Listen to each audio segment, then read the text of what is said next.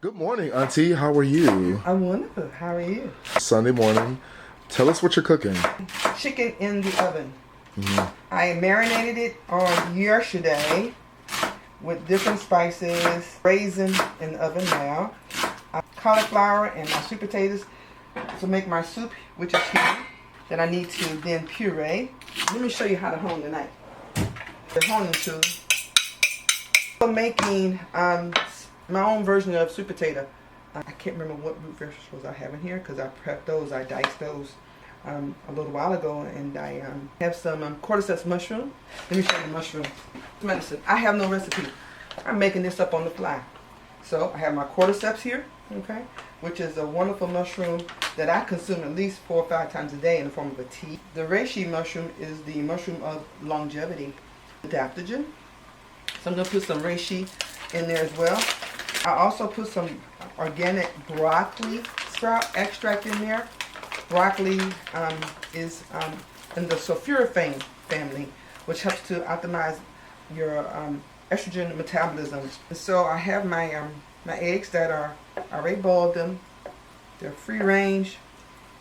They're pasture raised, no antibiotics, no hormones used in the raising of the chicken that produce these eggs. The traditional potato salad, but most people use regular white potatoes. I don't use white potatoes as much because of the glycemic index. If you were to use them, make sure they're organic. Some of the farmers who produce the potatoes don't eat their own potatoes because the ground, unfortunately, is kind of contaminated. Also, the chemicals that are used to grow a lot of our vegetables, they're toxic to our body. Embrace the concept of organic as much as possible. You can't get away from all the chemicals in society. We have over 80,000 chemicals that have been unleashed into our society. And there's no way you're going to be able to completely eliminate exposure, but you want to minimize exposure. And the goal as well is to optimize your body's ability to detoxify and clear. Hence the sulforaphanes, for example. Broccoli is excellent. Onions are any plant that's in the onion family is good as well. We have to chase health. We have to chase health. Chia seeds. I love chia seeds. The protein, omega-3, and I use Nutiva. So why should we use food as medicine? Because 3 times a day we make a decision about our health with our forks. 3 times a day. Some of us less. For example, 5 days a week, I eat once a day. So this is an opportunity to allow the food to inform our genes. Food is replay. Oh, here we go. I remember. Food is information. And what that information does, it washes over our genes.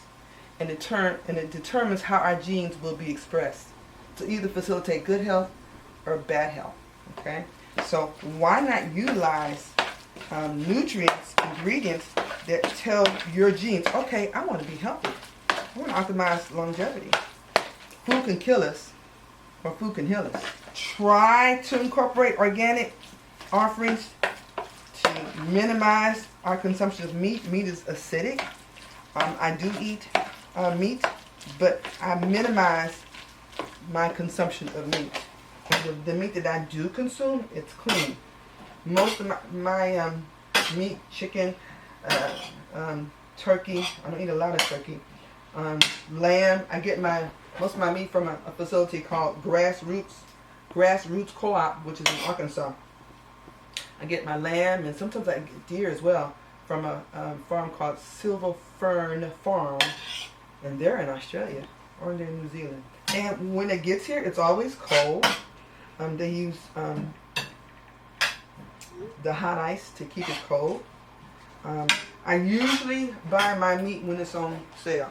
My mother got me a birthday card one time that said, because it was on sale. So why are you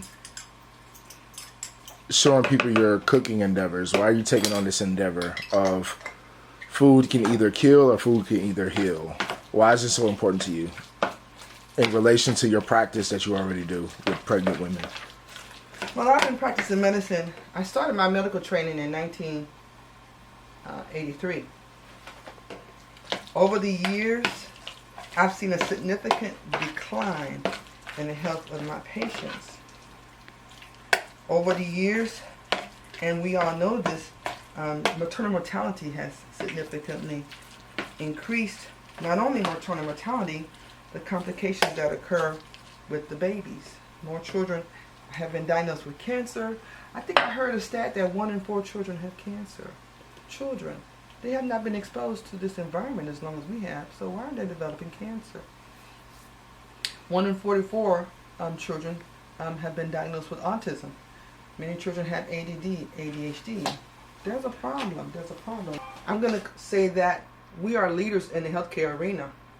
As leaders in the healthcare arena, we have to empower our clients, and we also have to be representative of that.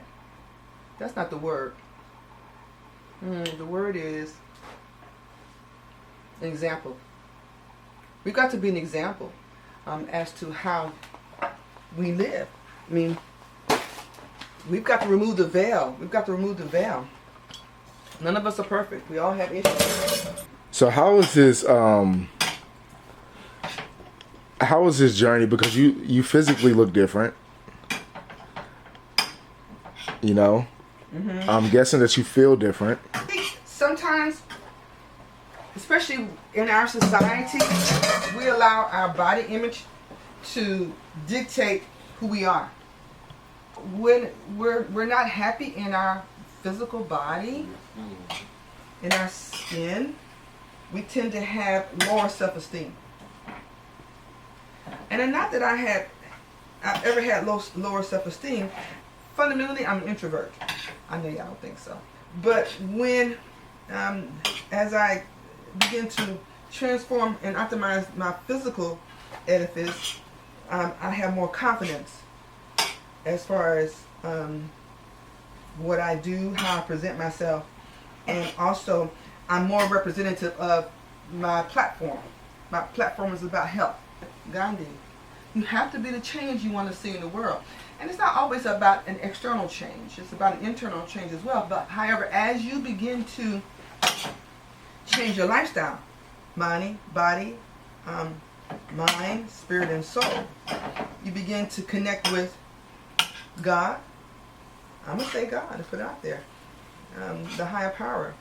You begin to become the person that God has seen that you will become or would have become when you were formed in your mama's womb.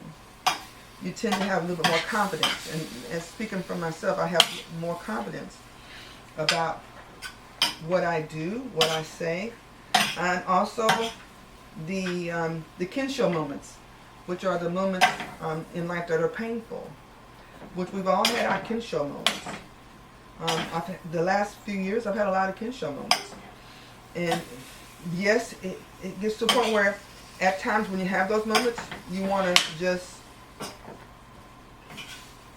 collapse or give up.